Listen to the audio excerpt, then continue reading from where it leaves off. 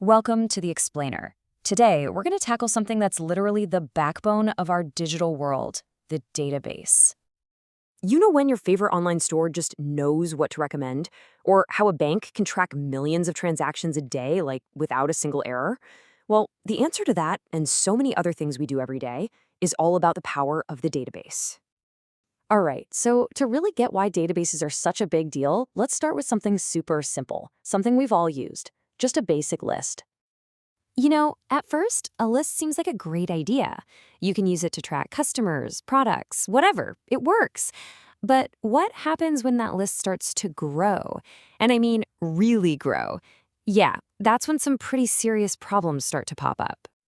First off, you start seeing the same info copied and pasted all over the place. That's what we call redundancy. And then you'll update a customer's address in one spot, but forget to change it in another. And boom, now you've got inconsistencies.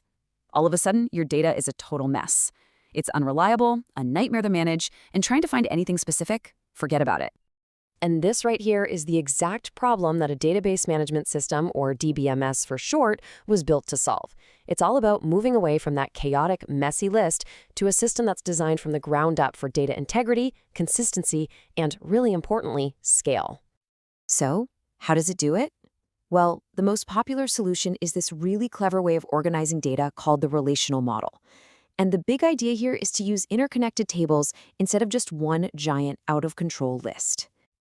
Okay, so check this out. Instead of that one huge list, we can make a table just for, say, instructors.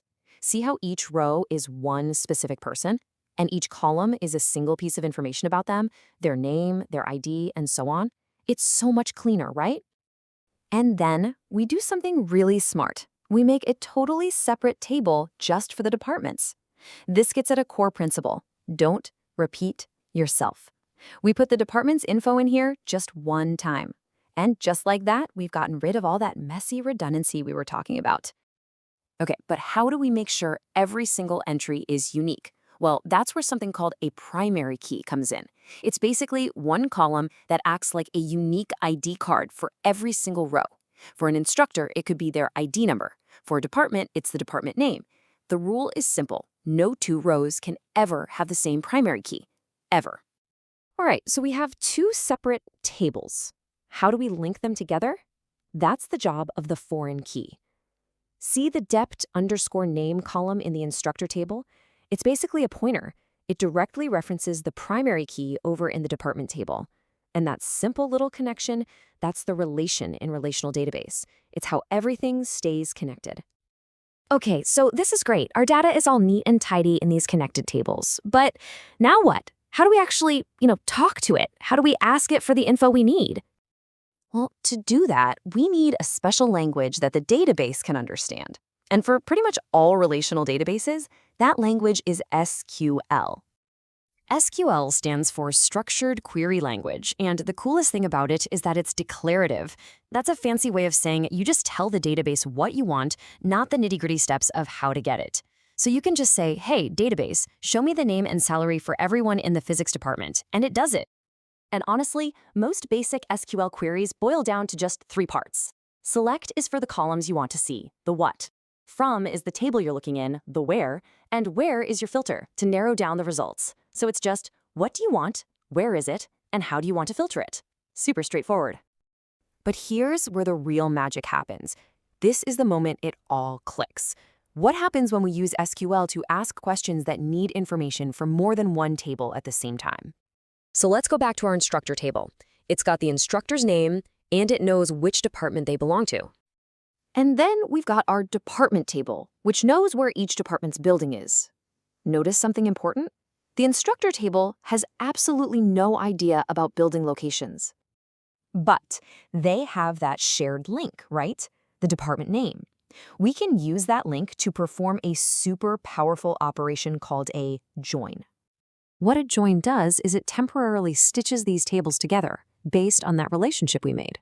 And all of a sudden, you can ask a question like, hey, which building does Einstein work in? Think about it. That's a question you literally could not answer with your old, messy list.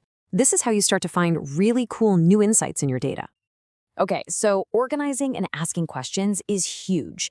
But a database management system is doing a lot more work behind the scenes. It's also constantly working to keep your data safe, consistent, and fast. Two of the biggest things it handles are transactions and indexing. A transaction is a guarantee. Think about a bank transfer. You want the money to leave your account and arrive in the other account. It's an all-or-nothing deal. A transaction makes sure that happens. The transfer either completes perfectly or it fails completely and nothing changes. You never have money just vanish.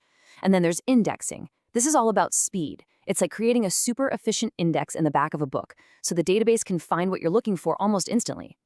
Seriously, without an index, asking the database to find one record in a table with millions of rows would be like telling it to go find one specific fish somewhere in the entire Pacific Ocean.